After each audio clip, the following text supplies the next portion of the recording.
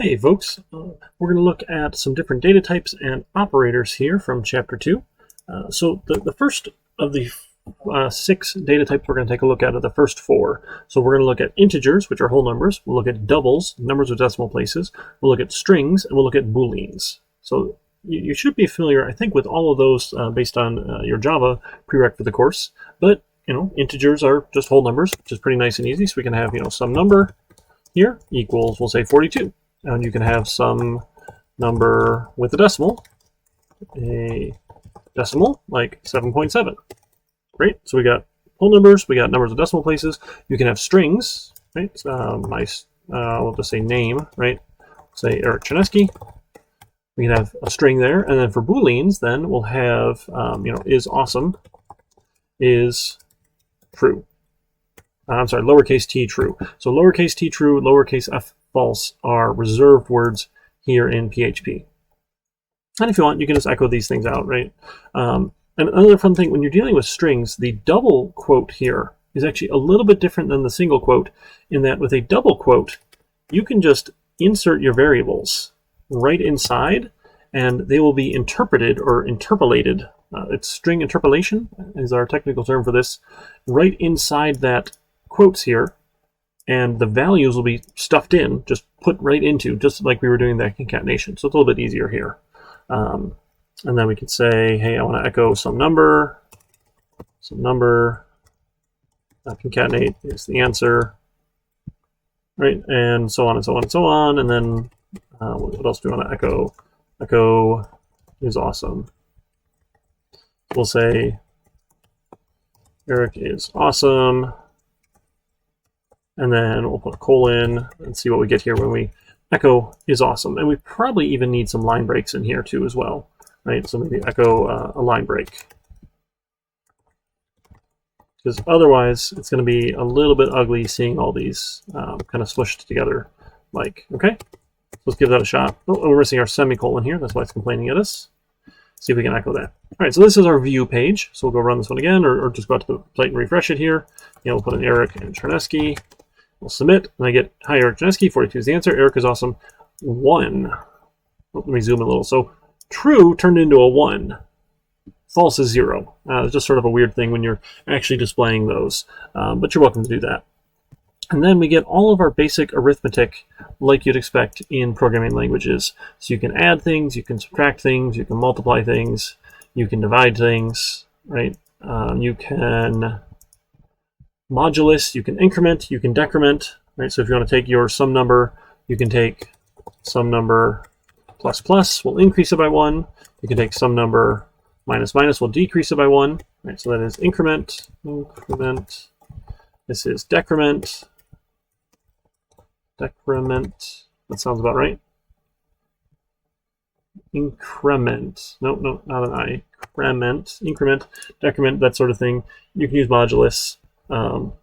If you want integer division, right? So PHP, goodness, I'm myself confused here. It's pretty handy that if you take an integer divided by an integer, you'll get a double result, right? So if I want to echo, like what, 7 divided by 2 is, and then put in here, in parentheses, 7 divided by 2, right, and force that order of operations, we're not going to get 3 like you would in Java land.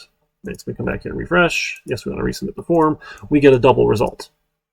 If you really want an integer, you can force integer division with the int div. So the integer quotient, I think is our math term for that here, right, would be int div of 7 and 2. Now that's going to look a little funny here because you have to like comma separate those things, but it'll still work here.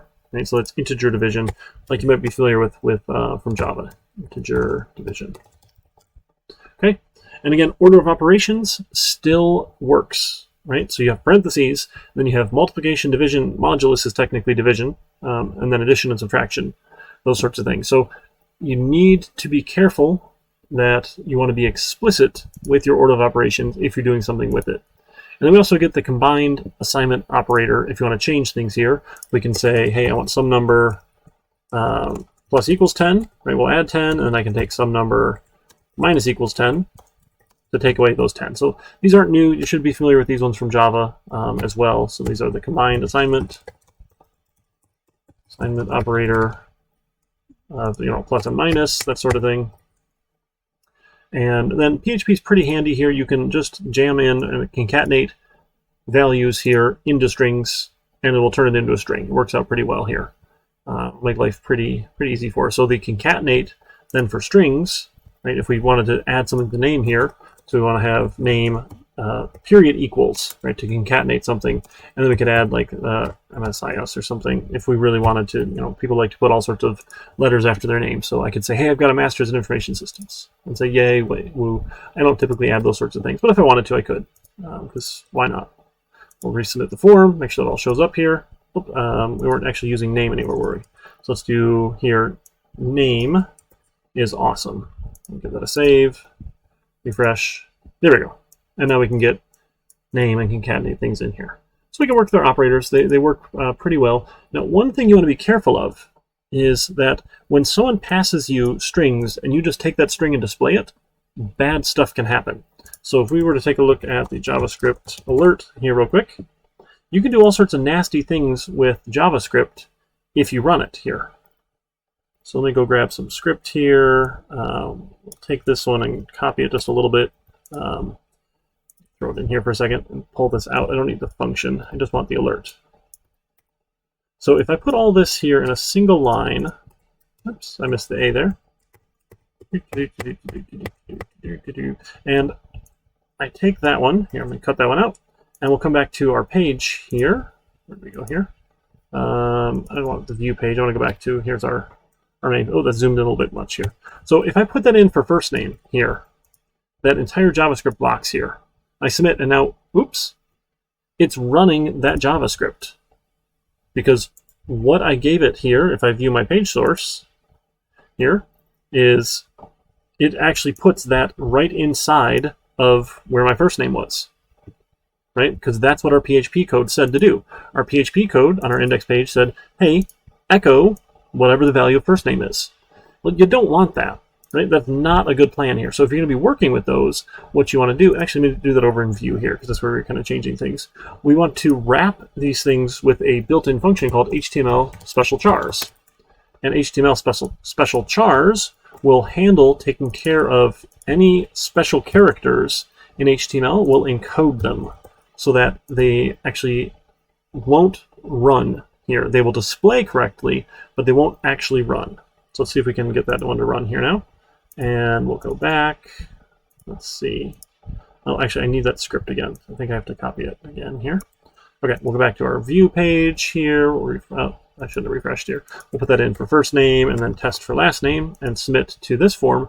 And now it views okay, but it didn't run the script. So what happened here, if we view the page source here, all of those HTML special characters, like the greater than signs, the less than signs, those sorts of things, were escaped. So an ampersand LT semicolon tells the browser, hey, please display a less than sign, right? A quote mark will display a quote. A greater than, or ampersand GT, is the greater than sign. So it's going to protect you from having someone run JavaScript on your page maliciously, which can be really bad. That's a major security vulnerability if you let someone submit data to you and you just run it and say, oh, sure, I'm just going to, we'll just accept it here. It's probably going to be fine. It's probably not going to be fine. It's a bad thing here. So we want to avoid that. There's a couple other cool built-in functions as well. You can do date formatting. You can do number formatting. You can check if a value is set or not here. So we can actually, if we are passing the data here, check to see if it's set or not set here. Right? And then we can use those inside of if blocks. We'll take a look at that in a little bit later on here once we get into those. And then you can also filter the input. So filtering input is the proper way to go about getting these values, because it will, if it doesn't exist, handle it for us. So what we want to do here is, instead of just our, let's see, this is on our view page, instead of just the post here, we want to use a filter input. So we're going to say filter input, and then we're going to say, well, where are we going to get it from? This is coming from input post, and then comma, what's the value we're going to get? So we don't need to use those square braces anymore. So I'll just say, hey, I want to filter the input of first name, and I want to filter the input here of last name. We filter input from input post, and I'll get the last name value here. So this will make sure that the value does exist, and if it doesn't exist, right, it will just give me the default. And for strings, the default will just be empty here. So we go ahead and run this one now. We'll come back. Oops, I got to actually hit run here again because I closed it down. We'll put in test and test. Sure, why not? And we get hi test test. Great. We go back here. If I don't fill out either of those, we submit them here, I get blank. Right? So it works out pretty nice here that it's not going to crash on me here. Now, I mean, when we submit with this one, a first and last exist, it's a little bit different. So we can add those checks in as well on our view here, our get side. So we'll do the filter input here on our view, or on this page here, and we'll filter from input get, the first name field. And again, we want to do that HTML special characters of all of that. Right, and then we'll do the same for last name. So I'll just copy that. We'll do last name and the semicolon.